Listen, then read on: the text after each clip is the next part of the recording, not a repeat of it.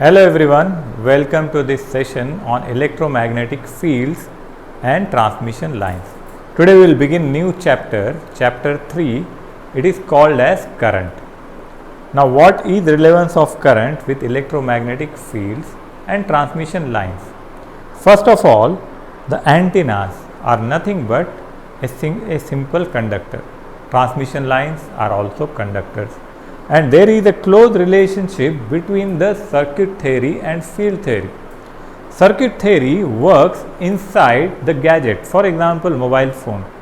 In mobile phone there will be antenna and it will radiate the signal outside the mobile phone. Now these signals inside mobile phone, they work on the voltage and currents principle. Without battery mobile phone doesn't work. When we apply battery, there is flow of current. Based on this flow of current, there will be production of magnetic field also. By the way, all those things are going on inside the circuit. But when it comes outside the circuit, these parameters of current and voltage are getting converted into field parameters. Field means a field where number of forces are working. And generally we consider a field of dielectric like free space, air. In this free space or air, there will be movement of the electric and magnetic field signals. So these signals, when they move from one place to another place, then there is a transmission of our signal. This signal can travel to very long distance. They will have some frequency. The frequency may be smaller or larger. Now if we consider a system, a circuit, a current carrying conductor, then we have seen in the electromagnetics that whenever there is a current carrying conductor, there will be production of magnetic field around that. Right. So the behavior of current, that is nothing but the movement of charges, is very important in this subject. So let us discuss current with a little bit difference. We will use some 3D animation to explore the current parameters. So if we begin with the definition of current, for example, current is defined as the charges flowing across any conductor in given time. Now if we have to imagine it in some 3 dimension, we will take reference of this diagram. In this diagram we can see that it is a small portion of a big conductor. A conductor can be considered as a single line. When we zoom it, when we zoom a line, a conductor, its shape is like a cylindrical shape. So if we enlarge this wire, actually its shape is like this. Now here we are placing a small portion of conductor in zoomed manner. We are trying to capture it in more detail. So say these balls, we are representing the charges. They are not up to the scale, it is just for the understanding purpose.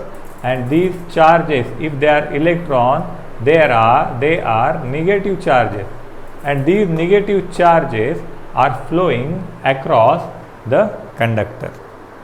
So throughout this discussion we will consider the charges, and we can see these charges have some kind of density. There are number of charges present in the conductor. So in any given time, at any given surface area, how many number of charges are crossing in given time, that relates the current. So this is about the current. Now let us move. The definition of current, we can write I is equal to minus of dq by dt. Now current is possible in the conductors. There are 3 types of materials we can define in electrical or electronic engineering. First, let us see, we may have a material who is insulator. Insulator is someone who do not conduct. There may be some other material who conducts. That is called as a conductor. There is also a third type of material which possess both the properties half. That is nothing but semiconductor. So it can be act as insulator as well as conductor. So based on energy diagram, we can have the difference between these three materials. So if someone is insulator, then for insulators, the energy gap between the conduction band and valence band, let us put it like this. Say there is a valence band and there is a conduction band and there is some gap between them. When we say there is a conduction, when we get flow in the conduction band, that is nothing but a conductor. It's a virtual concept. So from valence band of atom, these electrons should jump and start flowing. So for that we have to apply some energy. If this energy is very high, if we have to apply very large amount of energy, then these electrons cannot jump to the conduction band. So this is possible in insulator, and it happens because these valence band electrons are closely attached with the nucleus. So when we apply some external force, they refuse to go out of the medium. Whereas in conductor, there is no much gap between valence band and conduction band. That is always same. So electrons doesn't require much energy for flow in the conductor. They are always ready. There are plenty of free electrons for the conduction. Whereas semiconductor, this energy gap between valence band and conduction band is moderate, say around 1.1 electron volt. Electron volt is the unit of energy we normally refer in electronics, like we use joules in normal conditions. So based on the energy gap, we can classify the materials.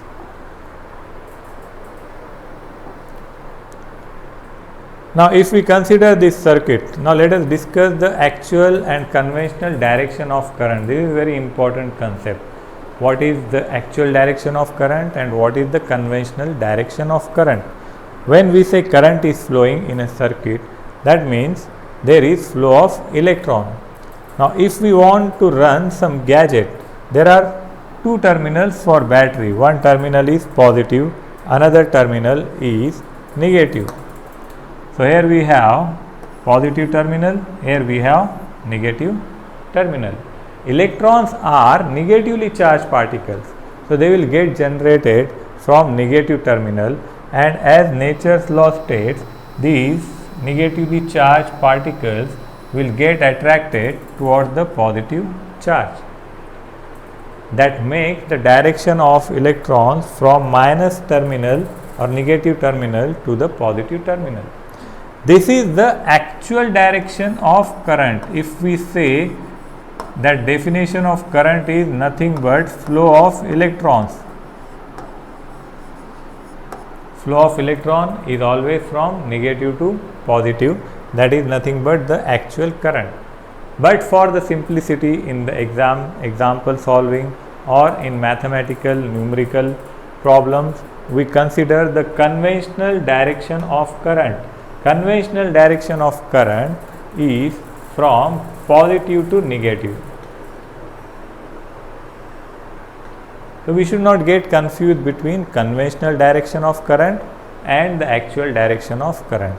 Actual direction of current is from negative to positive, and the conventional direction of current is from positive to negative. So this is about the direction of current. We have seen two types of currents. Now let us discuss current density. Any kind of density we can define by using a simple formula the cos per the area or length or surface. If density goes up, the area, surface or volume goes down, and it is directly related with the cause who is creating the density. Suppose if we talk about the light density, then the light source, if we increase more wattage, then of course the density of light will also increase. It is directly proportional to the cause, the one who is creating the density, and inversely proportional to the surface, volume or area. So current density is denoted by the letter J. So current density J is created by current, so it is directly proportional with current and it is inversely proportional with the surface. So J is equal to I by S. That is current density is equal to current per surface. Its unit is amperes per meter square. Unit of current is amperes, unit of surface is meter square. So it is amperes per meter square. So this is about current density.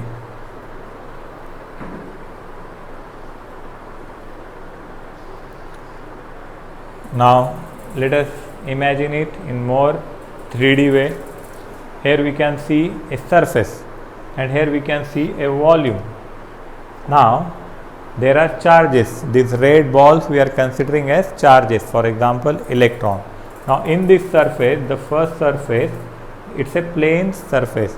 On that we can see there are say 9 charges, that means say 9 electrons are present. They are equally distributed on this surface. So this one can be considered as surface charge density. We will consider as surface charge density. This may be part of a bigger surface. Say our surface in question will be a bigger part. Then this one will represent the differential surface. So say there may be a bigger surface and out of that we will consider small differential surface. Say this one. What we do, we take differential surface for analyze, then if we integrate it, we get the performance of the entire surface. It may be very lengthy surface.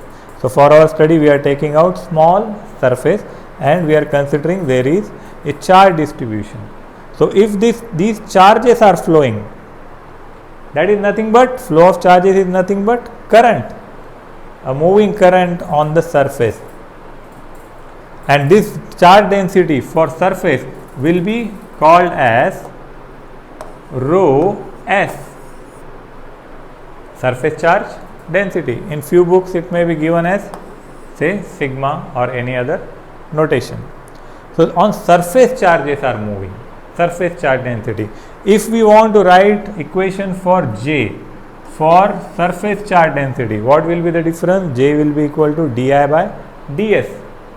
Now because in this case it is a surface, but what if charges are present inside a volume? Now we will consider there may be a big hall or there may be a big picture of volume for which we want to analyze the overall current density. So what we will do? We will take out a small box dV. We will analyze it, we will calculate it and we will integrate it to find out answer for the entire one. So what will be the difference for this current density formula? Say J is equal to di by dV, because this time it is volume. So from here what we can say, di will be equal to J into dV. Now this current is for this small volume. How can we find out for the entire region? For this entire region, how can we find out? We will take the integration to find out the total current. So I will be equal to integration of say J into dV.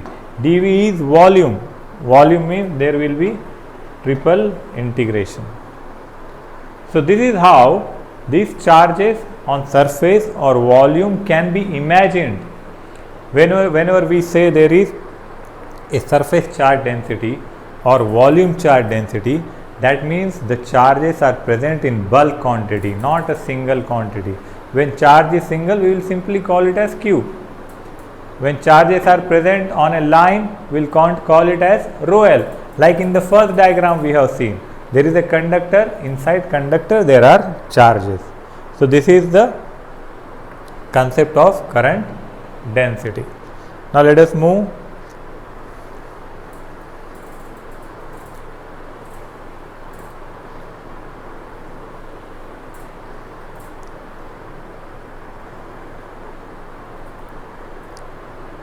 Now we can have the uniform current density or we can have non-uniform current density.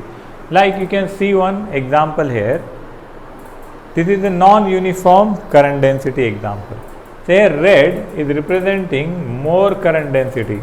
There may be some region on some place where there may be more current density, and there may be other region where moderate or medium current density is there, or there may be some less amount of density on different material. For calculation purpose, for simplification purpose, we consider uniform density or uniform charge distribution, but it is possible to have the unequal distribution of current or density. Now these surface, volumes, all of them we write as vectors. If we take ds bar, what is ds bar? It is a small surface, small differential volume of a bigger picture. Say in the complete surface, big surface, say this is the small differential surface ds. So this ds we are writing with one bar on its head. That means it is a vector. A vector will have magnitude as well as direction. So this ds will have one magnitude mod of ds, and there will be one direction, say some a cap. So from here, if we want to find out direction, what we can write? We can write say a cap is equal to ds bar divided by simply ds or mod of ds. So ds bar, we can write ds bar. If it is a line, we can write dl bar. If it is a volume, we can consider dv bar. So this also we have to remember, these are vectors.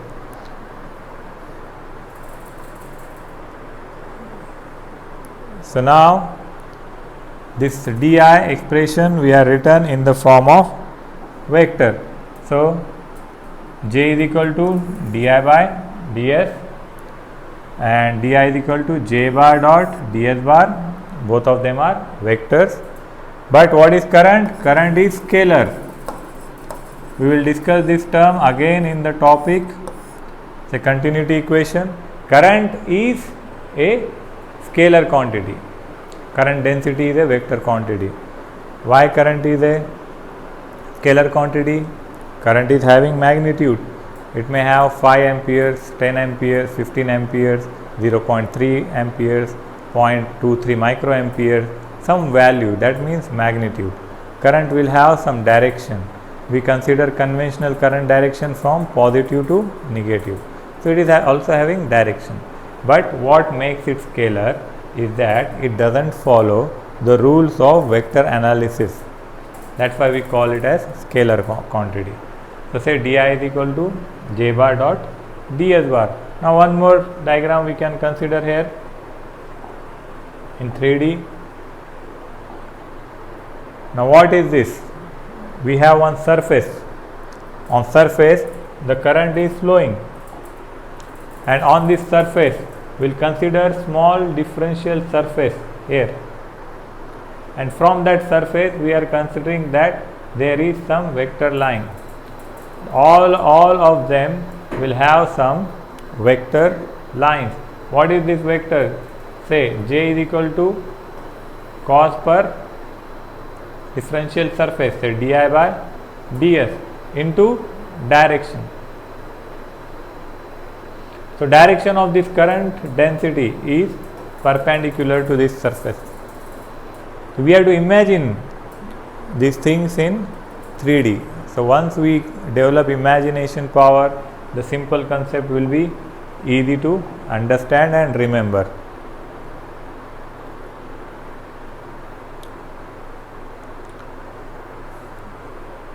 So here we have the expression I is equal to integral of surface integral of j bar dot ds bar.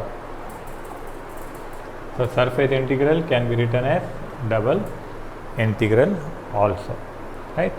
Then we will see the conductivity of a material. Conductivity of a material is ability. Conductors possess them, the metals, wires. So we have conductors, we have semiconductors, we have insulators. There are different types given here for these three mediums. Conductors, they flow electrons. Semiconductors, they can flow holes as well as electrons. Conductivity, the conductivity definition, it is denoted by sigma. It is defined as the current density divided by electric field intensity. Its derivation also we will see. This is the relation between J and E. What is E? E is the application of voltage. Voltage creates electric field intensity. Its unit is also volts per meter. And what is J? J is application of current. It is density of current. Current creates J. Voltage creates E. So from here what we can say? Sigma is equal to say J E, or J is equal to sigma E. It is also called as say one form of Ohm's law. Why? As I said, say this is representing current I is equal to, what is this sigma? Conductivity, opposite of resistivity. What is the resistivity? 1 upon rho. And what is E? E is nothing but function of voltage. Say here we will get V. So what is V? Resistivity is representing R. So what is V by R? I is equal to V by R is nothing but Ohm's law. So this is one kind of Ohm's law only. Just we are representing the terms in different way. So here some values. For example, copper and aluminum, they have conductivity of say 3.82 into 10 to the power 7. Silicon, germanium having medium conductivity 0.22 into 10 to the power 7. If dielectric is there, their conductivity will be in the negative. They don't conduct. Now we have to see the relation between J and rho V. So we will stop this session here, and in next session we will continue the relation between current and volume charge density. Thank you. Have a good day.